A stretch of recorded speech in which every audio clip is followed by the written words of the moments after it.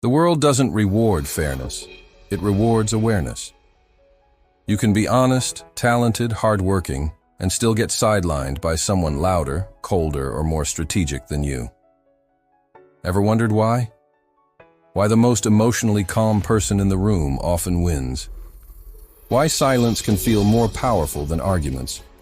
Why some people seem untouchable, even when chaos surrounds them? This isn't about becoming ruthless. It's about becoming ungameable. Most people are taught how to be good. Very few are taught how to be dangerously smart, how to read between words, how to stay 3 moves ahead, how to protect themselves in a world that quietly rewards manipulation, perception, and timing. Machiavelli understood this centuries ago. Modern psychology confirms it today. And yet, almost no one talks about it openly. In this video, you're not learning how to dominate others. You're learning how to stop being dominated. Because once you see the game clearly, you can never unsee it. If this already made you pause and think, hit like. It tells me this kind of content matters to you. Subscribe if you want more psychology-backed insights that actually apply to real life, not just textbooks. And share this with someone who's smart, but maybe too trusting. They'll thank you later. The first uncomfortable truth most people spend their lives avoiding is this. The world is not built to reward fairness. It's built to reward awareness. From childhood, we're fed a comforting story that if you're honest, kind, and hardworking, things will naturally work out. And when they don't, we're told to try harder or stay positive. But look around. How many times have you seen the most competent person overlooked, while someone less skilled but more strategic moves ahead? How often does the loudest voice win over the smartest one? This isn't bad luck. It's not injustice in the abstract. It's psychology in action. Human systems, workplaces, relationships, politics, even friendships, don't operate on moral ideals. They operate on perception, incentives, emotion, and power dynamics. The people who rise aren't always the best. They're the ones who understand how humans actually behave under pressure. And here's the part most people miss.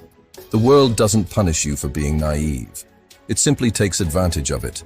Quietly. Repeatedly. Not out of cruelty, but out of structure. Those who don't understand the game become pieces on the board.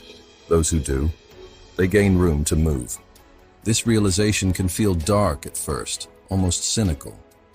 But it doesn't have to make you bitter. It can make you clear. Because once you stop expecting fairness, you stop being emotionally blindsided by reality. You stop taking betrayal personally and start seeing it as information.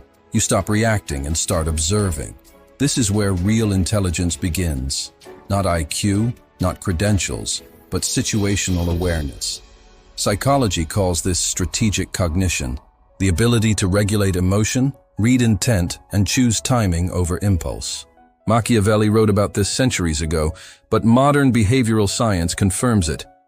Humans are predictably irrational, emotionally driven, and deeply influenced by appearances. Most people argue to feel right. Strategically intelligent people pause to understand what's actually happening. While others explode, they collect data. While others overshare, they listen. While others chase validation, they build leverage.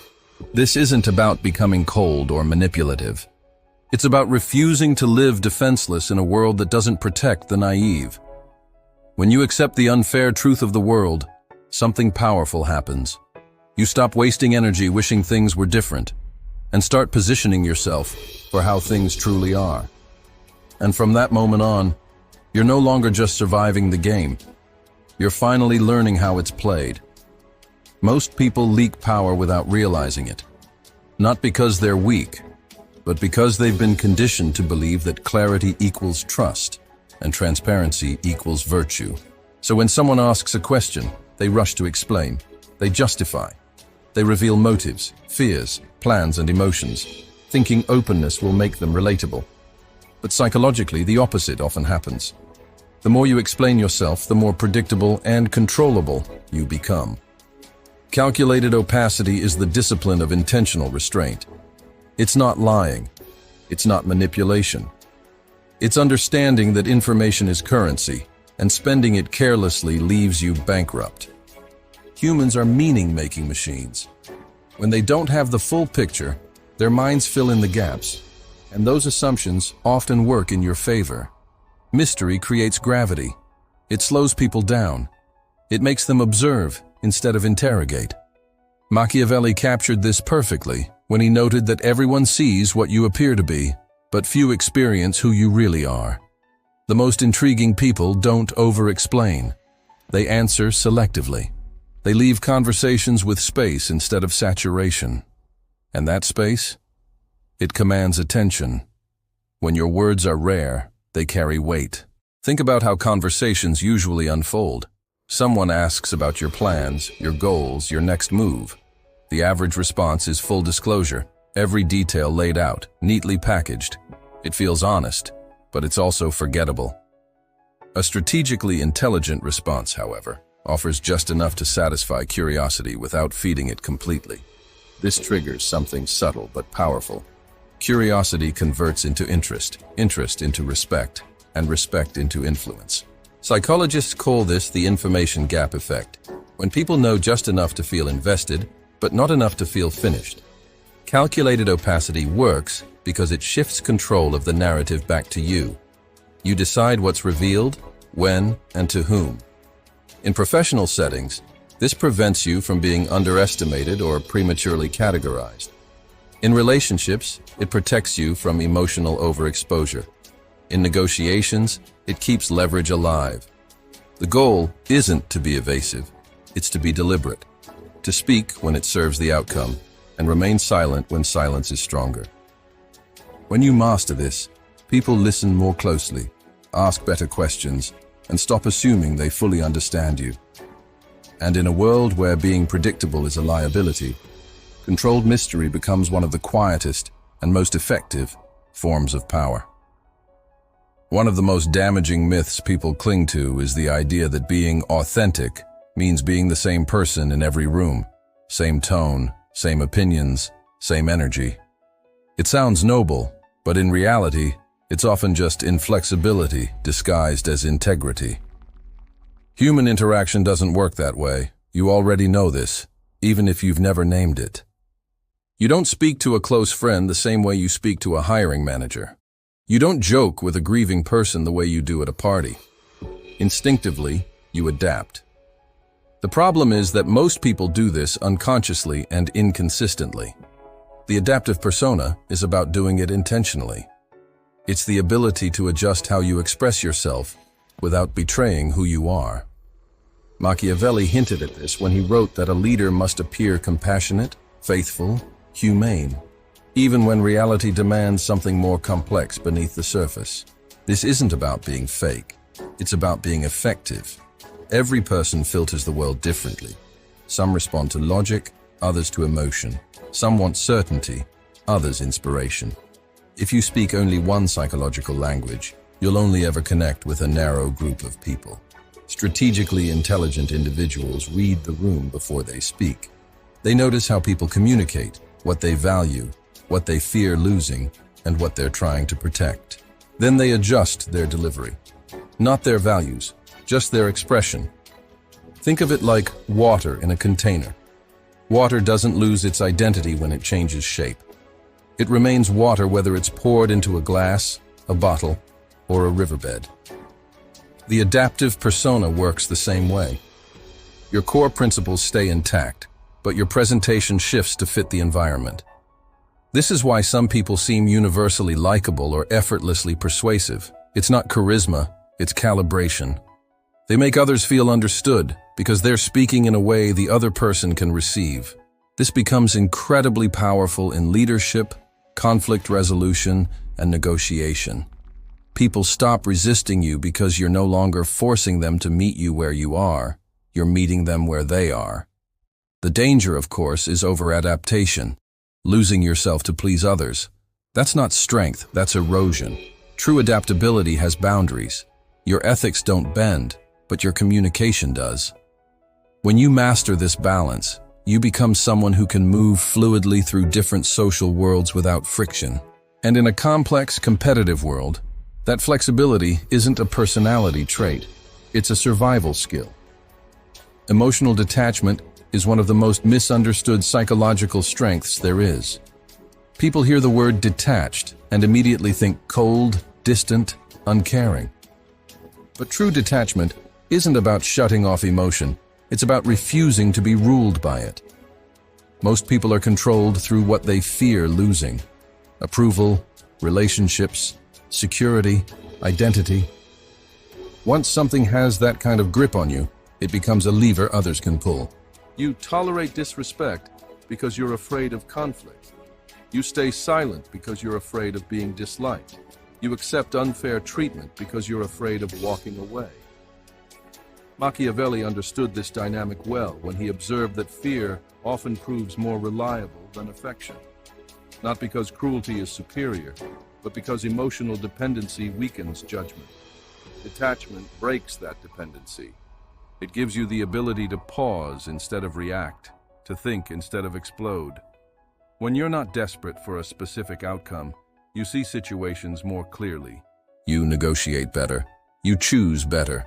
You stop mistaking intensity for importance. And suddenly, you're no longer easy to manipulate because there's nothing obvious to threaten. Consider two people in the same situation. One needs things to go a certain way, the other would prefer it, but can walk away. Psychologically, they're in entirely different positions. The second person holds the power, not because they care less, but because their identity isn't fused to the outcome. Detachment creates this inner freedom. It allows you to care deeply while remaining flexible. You still work hard, still invest emotionally, still value people, but you don't collapse if something falls apart, and that confidence is felt. People sense when you're not clinging. They sense when you're choosing rather than needing. Ironically, this often makes others treat you with more respect, not less. Detachment also sharpens intuition. When emotions aren't flooding your system, you pick up on subtleties, tone shifts, inconsistencies, hidden motives. You stop being reactive and start being strategic. The goal isn't to become indifferent, it's to become unshakable, to be someone who can lose without losing themselves. When you reach that point, manipulation loses its power, fear loses its voice, and your decisions start coming from clarity instead of panic. And in any environment where pressure is constant, emotional detachment isn't just strength, it's protection. Most people think power announces itself. It raises its voice, makes demands, proves dominance. But that's the loud, inefficient version, the kind that creates resistance and invites challenge. Real power is quieter. It changes the temperature of a room without saying a word. Silent leverage is the ability to influence outcomes without direct force, by positioning yourself so others naturally adjust around you. This is the kind of power that comes from patience, timing, and self-control. Machiavelli warned that nothing truly great is achieved without risk, but the greatest risk is acting too soon. People who rush to assert control often reveal insecurity. Those who wait, observe, and let situations unfold gather something far more valuable than attention. They gather information. Silence, when used intentionally, makes others uncomfortable. And uncomfortable people talk, they explain, they reveal. While they fill the space with words, you're learning where the pressure points are. This isn't passivity. It's strategic restraint. You're not inactive. You're preparing the ground. Silent leverage shows up everywhere once you know how to recognize it. In conversation, it's the pause after a loaded question, the moment that forces the other person to reconsider their tone. In negotiation, it's having options you don't announce, knowing you can walk away without drama. In professional environments, it's becoming indispensable without advertising it, solving problems quietly until your absence would be felt more than your presence ever was. People who rely on silent leverage don't chase authority. Authority accumulates around them. Over time, others begin to seek their approval, their advice, their presence. Not because they demanded it, but because they've consistently demonstrated value and restraint. This requires patience most people don't have. Silent leverage works on delayed gratification. You plant seeds knowing you won't see the results immediately, but when they grow, they're durable. The ethical line matters here. This isn't about trapping or manipulating people. It's about creating environments where the best outcome naturally aligns with your position. When used responsibly, silent leverage becomes a stabilizing force. You're not overpowering others. You're guiding momentum. And once you master it, you realize something unsettling but empowering. The loudest person in the room rarely controls it. The calmest one often does. Every person you meet is carrying an internal monologue they rarely say out loud. Doubts, desires, fears, unmet needs.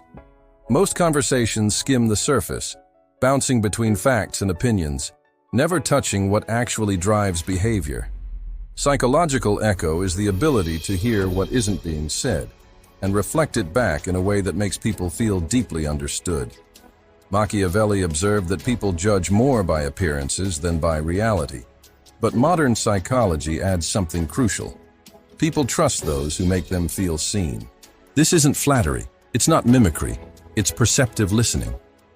Most people listen with the intent to reply. Strategically intelligent people listen with the intent to decode. When someone complains, they're rarely asking for solutions. They're revealing a wound. When someone boasts, they're often protecting insecurity. When someone gets angry, fear is usually underneath. Psychological echo works by identifying the emotional signal beneath the words and responding to that rather than the surface content. And when you do, something shifts. People lean in. Their defenses soften. They feel aligned with you, even if they don't fully understand why.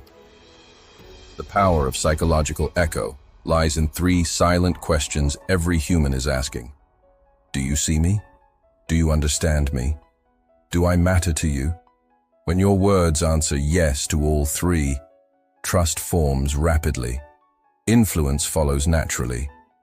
This is why effective leaders, negotiators, and communicators often say less, but land harder. They reflect the other person's internal reality back to them, sometimes more clearly than the person can articulate themselves. It sounds like you're frustrated because you care deeply about doing this right. It seems like you're not afraid of hard work. You're afraid of wasting it. These responses don't manipulate, they resonate. Once you understand what someone values, security, recognition, autonomy, respect, you can frame ideas in a way that aligns with their psychology. The message stays the same, but the entry point changes.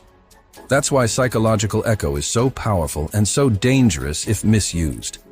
Ethically applied, it builds connection, cooperation, and trust. Abused, it becomes manipulation. The difference lies in intent. When your goal is to genuinely understand and guide people toward better outcomes for themselves and others, psychological echo becomes one of the most human skills you can develop. It doesn't dominate, it aligns. And in a world where most people feel unheard, being the one who truly listens is a rare and formidable advantage. Most people are taught to see the world in clean lines, right and wrong, good and bad, hero and villain. It's comforting, simple, and often dangerously unrealistic. Real life doesn't operate in moral absolutes. It operates in trade-offs, competing interests, imperfect options, situations where every choice carries a cost. This is where moral gray zones emerge, and this is where many well-intentioned people freeze. They confuse ethical complexity with corruption, or assume that if a decision feels uncomfortable, it must be wrong. Machiavelli understood this tension deeply. He wasn't advocating cruelty, he was acknowledging reality. Sometimes protecting the many requires disappointing the few. Sometimes telling the truth causes more harm than strategic silence.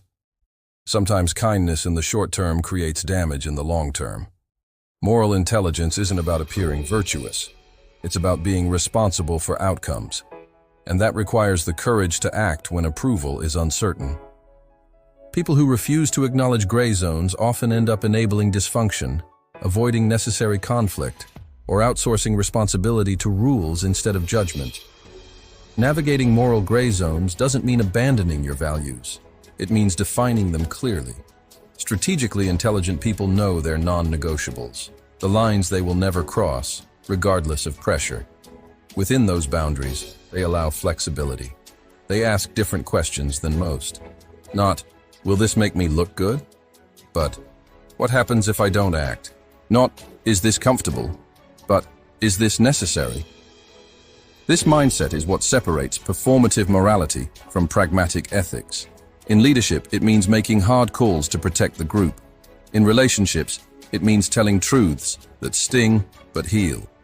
In personal growth, it means choosing long-term integrity over short-term validation. The danger, of course, is self-justification, using complexity as an excuse for selfishness. That's why reflection and accountability matter. Gray zones demand self-awareness. They force you to confront your motives, not just your actions. When handled correctly, this capacity doesn't make you ruthless. It makes you reliable. People may not always like your decisions, but they trust that you're not avoiding responsibility. And in a world where many hide behind appearances, the person who can navigate moral complexity without losing their compass becomes someone others quietly rely on when things truly matter. We live in an age where oversharing is mistaken for authenticity. People broadcast their thoughts, emotions, plans, frustrations, and insecurities in real time, believing visibility equals connection. But psychologically, constant exposure does the opposite. It dilutes impact. When everything is available, nothing feels valuable.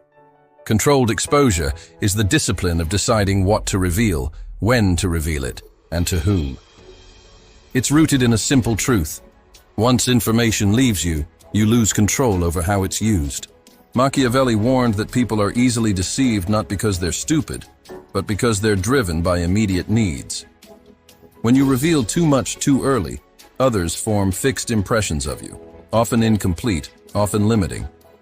Mystery, on the other hand, keeps perception flexible.